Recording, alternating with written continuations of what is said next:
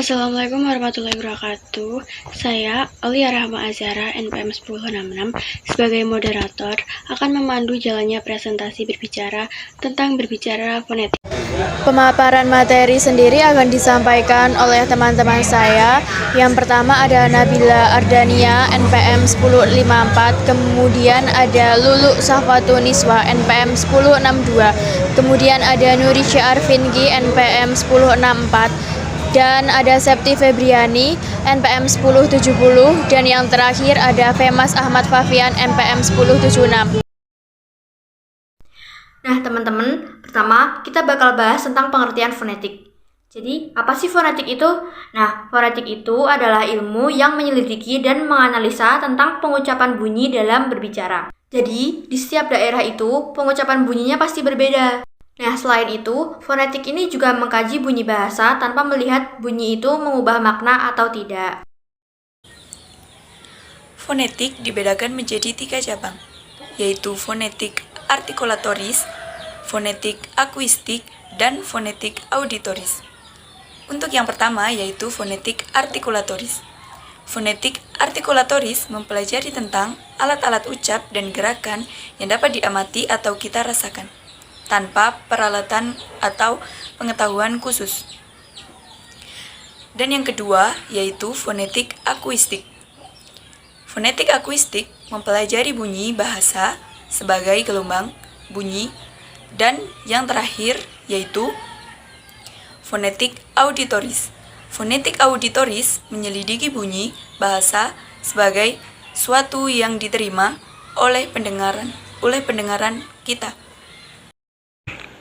Nah, karena fonetik ini fokus utamanya adalah meneliti bunyi, ada 3 fokus kajian dalam fonetik, yaitu yang pertama, bagaimana bunyi tersebut dihasilkan. Bunyi bahasa dihasilkan oleh alat ucap manusia seperti pita suara, lidah, dan bibir. Bunyi bahasa adalah bunyi yang dihasilkan oleh alat ucap manusia, kemudian membentuk gelombang bunyi, sehingga dapat diterima oleh telinga manusia. Yang kedua, yaitu bagaimana bunyi bahasa tersebut ditransmisikan. Mekanisme resonator produksi suara disediakan oleh getaran resonansi udara yang dihembuskan di faring, rongga mulut, dan hidung. Gelombang suara yang memiliki karakteristik akustik tertentu akan berubah ketika memasuki rongga resonator.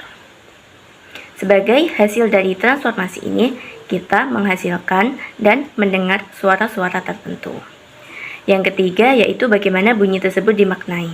Setelah mendengar suara-suara tertentu, terbentuklah sebuah kata dan menghasilkan makna bagi para pendengar. Di sini saya akan menyampaikan metode pengajaran fonetik.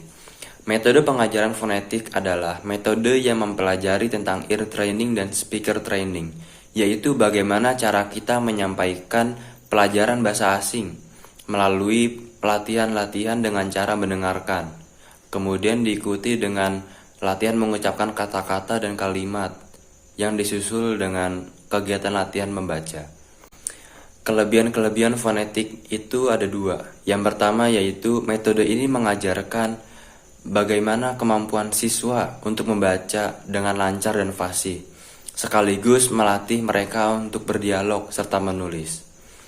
Lalu kelebihan yang kedua yaitu siswa dapat menyimak guru atau teman sekelasnya dalam percakapan yang kemudian mengetahui letak kesalahan percakapan tersebut.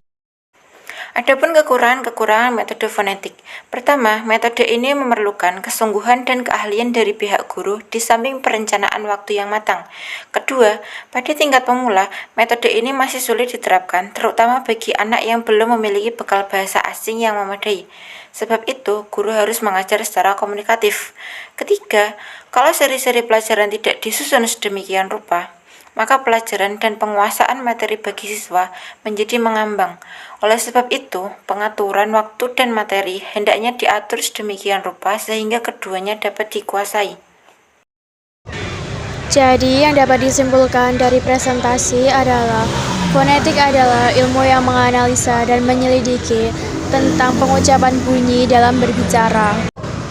Fonetik sendiri terbagi menjadi 3, yaitu fonetik artikulatoris, fonetik akustis, dan fonetik auditoris. Demikian presentasi yang dapat kami sampaikan. Apabila ada salah kata, kami mohon maaf. Wassalamualaikum warahmatullahi wabarakatuh.